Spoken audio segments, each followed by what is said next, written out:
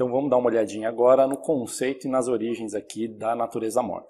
Lembrando só que eu estou usando o termo still life, ele é um pouco mais amplo do que só a natureza morta, tá? Lembra que eu falei utilizado para figura humana também, tá? Então still life ele é mais do que só natureza morta. Aqui a gente vai dar uma condensadinha dentro do tema natureza morta.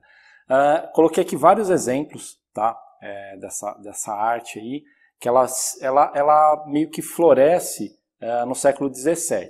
Não que antes não tenha nada parecido, tá? A arte ela tem essas nuances, né? A gente historicamente quer pontuar quando as coisas começam, mas sempre tem algo que talvez já venha trazendo um pouco para aquele momento que aí é definido que com tal e tal artista ou tal movimento começou, tá? Então vamos colocar aqui século XVII, tá?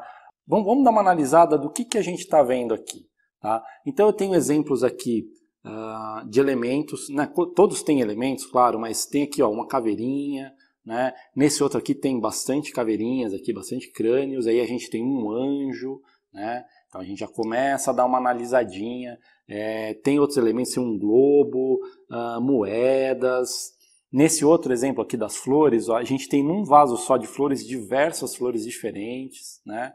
Esse outro aqui também é quase uma ostentação aí, né? Então tem uma armadura, tem espadas, tem livros, tecidos. Nesse outro exemplo aqui a gente tem bastante elementos de fauna e alguma coisa de flora, aqui umas frutas. O que acontece, né? O que tem a ver aí com essa questão da natureza morta? Ela basicamente inicia nos Países Baixos, então a gente pega ali Holanda, depois a gente vai um pouco para Espanha, Itália, tá? Eu não vou dar características super pontuais, mas é para vocês terem um panorama geral do que acontecia. Porque o que acaba acontecendo? Quando a gente fala natureza morta, e hoje em dia a gente traz isso para hoje em dia, o que você imagina? Aquele quadro de flor na parede, ou aquele quadro de fruta na parede, que às vezes nem é tão bem pintado assim. Ou é aquela questão que umas pessoas mais velhas, senhoras ou senhores, vão pintar num curso de arte tradicional, então assim, eu quero pintar flores, né? Só que a gente tem que entender uma coisa bem interessante, a natureza morta ela é mais do que isso, tá? Nessa época aqui, a gente tem toda uma questão dessas cidades que eu citei, elas estavam florescendo, elas estavam crescendo, então muitos artistas começaram a olhar um pouco mais para a vida do campo. E aí a gente tem uma questão de nobreza. Então o que muito tem dessas artes aqui primeiro, uma questão de mostrar a riqueza que aquelas pessoas que colocavam aquele quadro na parede, elas tinham dinheiro, tá? Pode parecer bobagem, mas por exemplo, para uma época, para você ter diversas flores desse tipo no mesmo vaso, significa que para você ter um jardim desse, você tinha que ter dinheiro, né? Para você ter elementos como esse dentro de uma cena ou dentro do seu ambiente, significa que você tinha dinheiro também. Para você ter uma fartura de elementos, e alguns artistas se tratavam também elementos de caça que essa época trazia, você tinha dinheiro. Então a natureza morta ela tem entre os símbolos que ela se utiliza, ela significa um lado de ostentação, sim. Então, por exemplo, se vocês pesquisarem, eu vou passar algumas referências para vocês, se vocês verem quadros da época com laranjas, significa que aquelas pessoas tinham dinheiro, porque para você, nessa região onde você morava, para você trazer laranjas, e geralmente vinha de outros países, outros continentes, só quem tinha dinheiro para possuir uma laranja. Então você vê uma laranja num quadro de um artista X dessa época, significa que ele está representando aquelas pessoas de uma alta classe social. Isso para todos os elementos, né? Como eu falei aqui.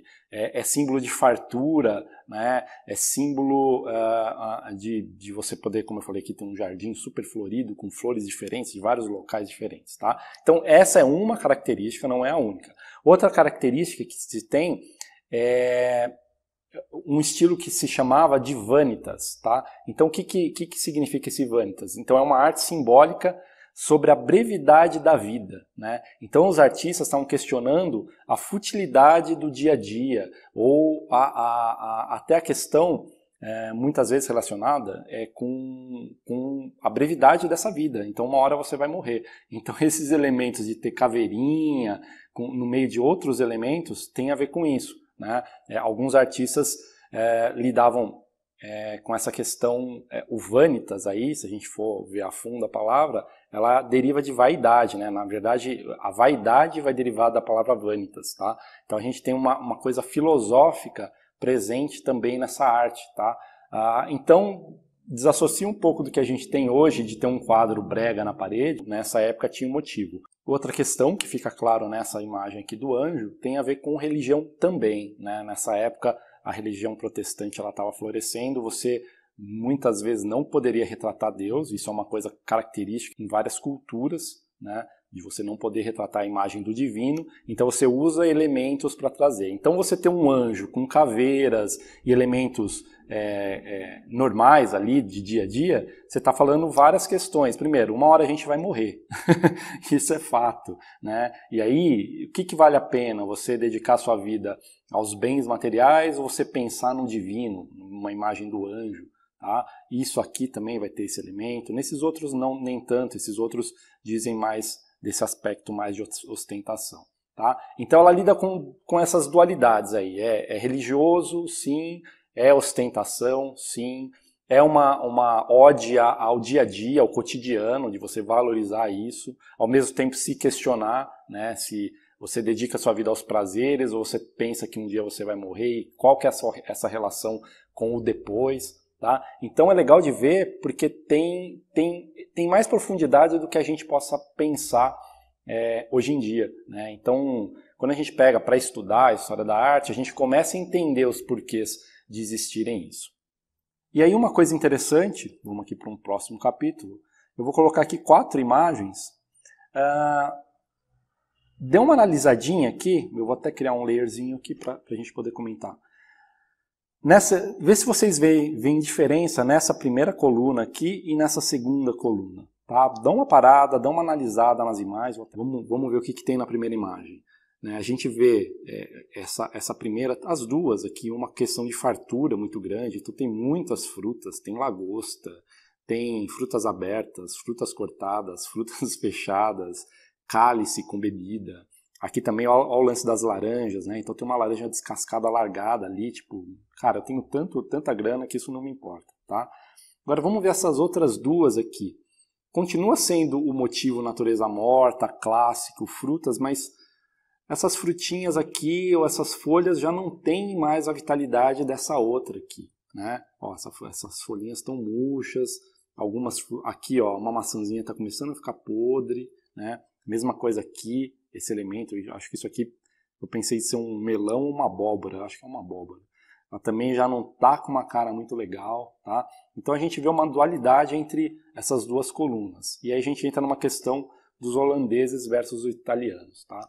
Então os holandeses estavam nessa coisa de essa ode à vida cotidiana, ao campo, existia questionamento, mas era mais uma ostentação. Os italianos, eles já estavam provavelmente até por uma situação local, eles já questionavam outras coisas, né? Eles já estão falando que, na verdade, com uma imagem dessa, cara, tá tudo lindo, mas tudo isso aqui um dia acaba, né? A gente puxa o ganchozinho lá para a religião, para esse questionamento maior. Então, quando você vê, você vai falar uma natureza morta, vou pôr uma maçã, uma banana, mas numa cena simples tem um questionamento. Isso é uma coisa interessante da gente pensar, que qualquer cena que a gente queira criar, a gente pode sim com um questionamento. Eu posso desenhar só um rosto, mas eu posso colocar um peso por trás muito grande, né? Eu posso questionar naquele rosto uma questão racial, ou uma questão masculino versus feminino. Enfim, com um simples rosto eu consigo fazer isso. E aí é legal quando a gente começar a projetar as nossas imagens, a gente pensar em construir as nossas cenas, as nossas ilustrações, os nossos concepts, que a gente pense nisso também, né? O que a gente quer passar com aquilo. Pode ser algo simples, como um personagem correndo, ou a gente pode explorar mais e ter um elemento maior nesse questionamento, tá? Aí é legal porque quem vai conduzir é a gente. Claro, se a gente está falando como um prestador de serviço, a gente recebe um briefing e tem que construir uma imagem de acordo com aquilo. Mas se a gente quiser levar para o lado mais pessoal, projeto pessoal, trabalhos autorais, a gente pode ter um peso maior também. Não é necessário, mas tem esse caminho. Trouxe aqui uma referência de uma imagem que eu peguei de natureza morta, mais contemporânea. Então é um vasinho, um cálice, umas frutas, uma mesa, uma iluminação no X. Tá? O que acaba acontecendo com a natureza morta hoje em dia é que ela não tem aquele peso, a princípio, que se tinha antes. Né? Então hoje em dia a natureza morta ela talvez sirva mais como... Não digo que tem artistas que não questionem, mas esse questionamento, esse peso já, a princípio, não se tem tão forte nesse tipo de imagem. Então, acaba sendo uma imagem mais de adorno. Por que pra gente é legal? Porque quando a gente traz para um recurso acadêmico, um recurso de estudo, é um dos melhores cenários possíveis, ou pelo menos um dos mais fáceis e tranquilos da gente lidar. Por quê? A gente montando um setzinho ali, uma mesa, uma luzinha diferente, dá uma olhada no fundo, a gente começa a brincar com esses elementos, né? E hoje, assim, a grande maioria das pessoas tem um celular com câmera na mão. Então, você posicionar os seus elementos numa mesa e brincar de tirar fotos com o celular, isso aí já é um estudo muito grande de composição. Para a gente trazer isso para o desenho, para a pintura de cabeça, a gente vai ter um trabalho de criar e repensar e como a gente pode fazer. Mas com a fotografia, as coisas são muito rápidas. Posicionou uma câmera num tripézinho ali e brincou com a luz e troca objeto, põe mais para frente, põe mais para trás. A gente está conseguindo fazer estudos para depois a gente levar para uma pintura. Então eu acho hoje, assim, não menosprezando o still life no sentido de natureza morta, mas para a gente talvez ele funcione mais como um estudo mesmo, né? Como essa linha mais acadêmica. Não que não se tenha valor nesse tipo de arte. Tá? Mas é legal a gente desmistificar isso até para a gente entender qual que era o propósito dessa arte em algum momento da história. Aqui eu trouxe essa imagem como referência, eu vou colocar ela aqui sem cor aqui para a gente poder analisar os elementos. Medição horizontais e verticais. Então o que eu coloquei aqui? Alguns ângulos, algumas linhas horizontais, algumas linhas verticais. As medições continuam, né? Relação da proporção e tudo mais. Espaço negativo, que a gente tinha lá, de novo aqui, ó, espaço negativo, a gente pode pensar toda essa área de respiro de uma cena. Tá? Então, continua a mesma questão, né?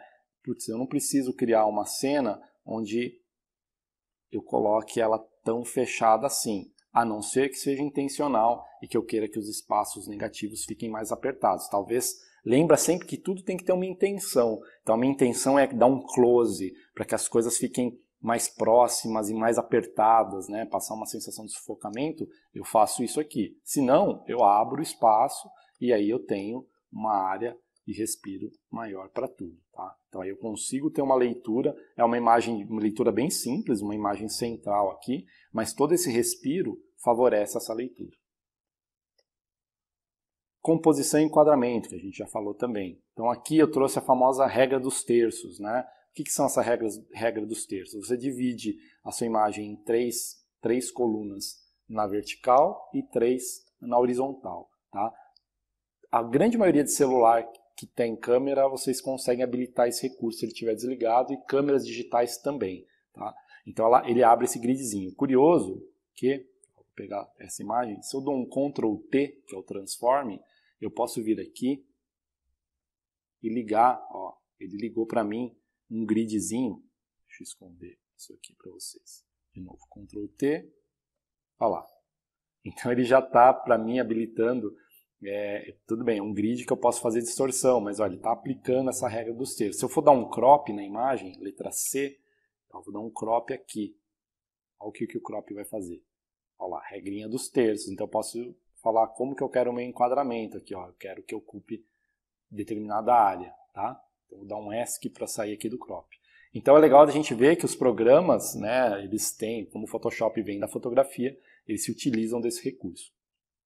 Então a regra dos terços, tem até alguns artistas que indicam, a gente pega esses cruzamentos aqui de encontro de linhas e utiliza como uma área para posicionar elementos. A gente pode usar isso como a gente pode não usar isso. Tá?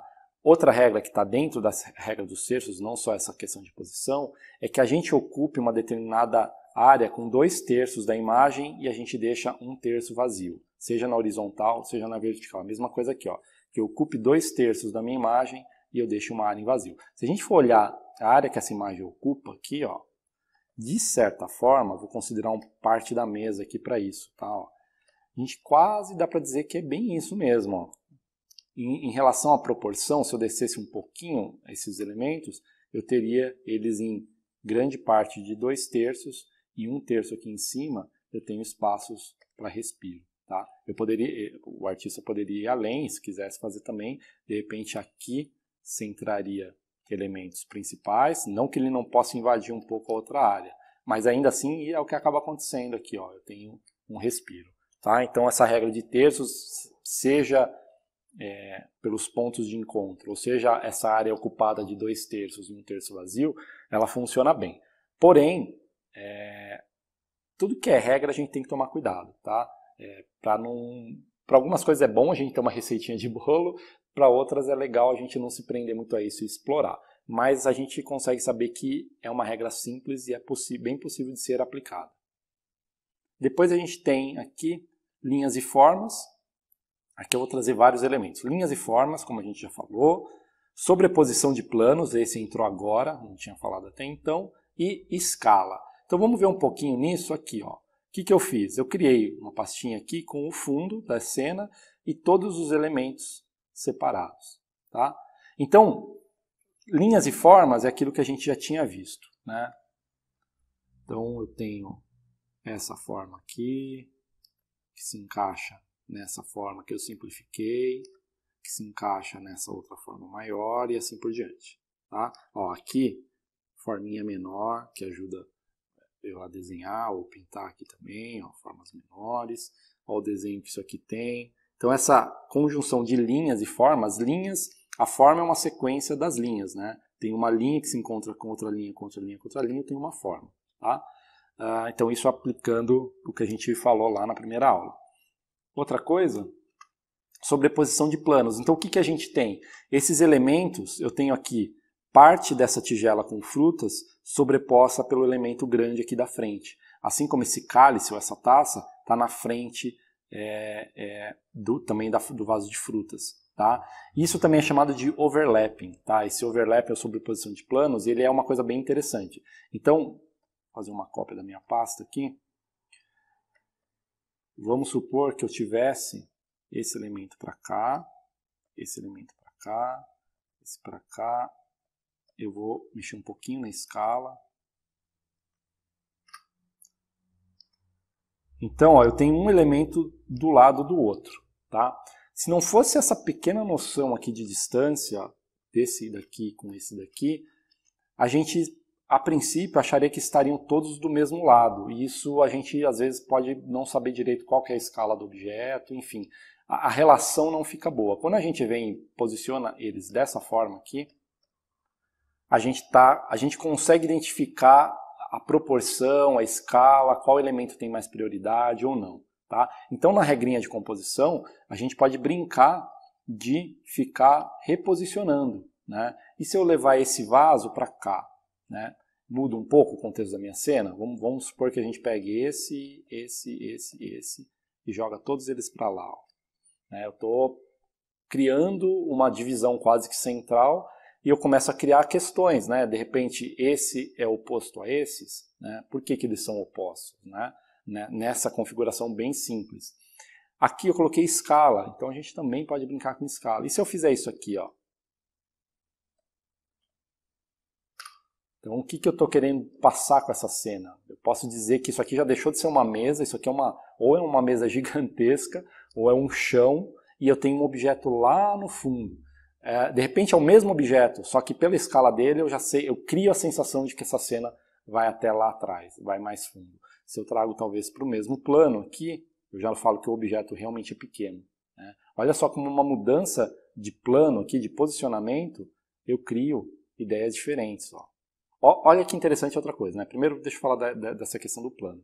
Então esse objeto lá atrás, pela relação da superfície onde ele se encontra, né? Se a gente traçar uma linha aqui, esse cara para mim ele passa a sensação de que está lá atrás e que essa profundidade é grande. Aqui ele passa que ele é pequeno, porque ele está até à frente dos objetos. Agora o que eu falei da sobreposição de planos. Olha isso aqui, como é menos interessante do que quando eu faço isso aqui, ó. Olha como um simples detalhezinho que passa pelo plano superior já cria uma silhueta interessante para a gente dar leitura. Aqui eu já não crio tanto essa silhueta, né? Se eu encostar essa borda com a bordinha da mesa, então fica pior ainda. A gente tem que tomar cuidado com essas tangentes. Quando a gente encosta os elementos em linhas, tá? Isso gera um resultado estranho aí visualmente. Então, de repente, eu faço isso aqui, já mudou a relação. Tá? Então, a escala ela é extremamente importante. E o legal disso aqui, dessa separação, é que o que eu falei. Eu posso ficar brincando, né? Vou trazer a escala para cá. De repente, esses dois eu vou mexer na escala e vão continuar mais para trás lá. E aí essa laranja, ela tá aqui, ó. Essa é uma laranja só, com uma folha, numa escala diferente. Eu já estou passando outra imagem, outra mensagem com essa cena.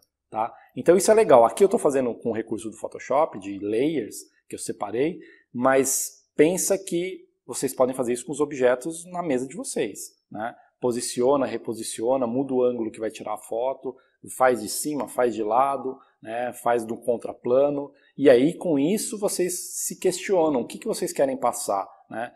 Como eu posso trabalhar essa sobreposição de planos com 3 ou 4 elementos numa mesa? Né? Qual deles eu quero que dê mais destaque? Né? Qual que pode estar mais à frente? Se eu colocar uma caneca à frente e deixar um outro objeto bem pequenininho lá atrás, é interessante para passar a sensação que eu quero? É isso que eu quero passar? Ou eu quero que eles estejam próximos, como essa própria montagem aqui? Lembrando que essa montagem é uma das mais simples, né? Quando a gente tem dessa forma, ela até faz um triângulo aqui, tá? Que é bem comum de se ter. Né? A gente também fala em formas geométricas dos elementos, mas a gente pode ter formas geométricas como composição. Tá? Alguns artistas até sugerem de não ter tanta essa simetria ou quebrar um pouco o triângulo, mas depende muito do que a gente quer passar. Aqui o objetivo, provavelmente do artista, colocar os elementos, trabalhar uma luz interessante, brincar com os materiais e pronto. Tá? Eu imagino, olhando essa cena, que ele não tenha grandes questionamentos. Tá? Ela é uma cena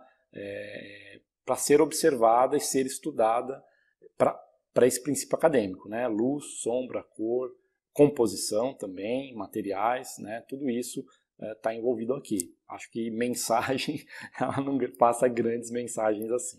Tá? Mas não vamos menosprezar o estilo, porque a gente viu que lá atrás, se vocês quiserem estudar, se aprofundar um pouco mais em história da arte, lá atrás ela tinha um peso mais importante aí em determinado momento histórico.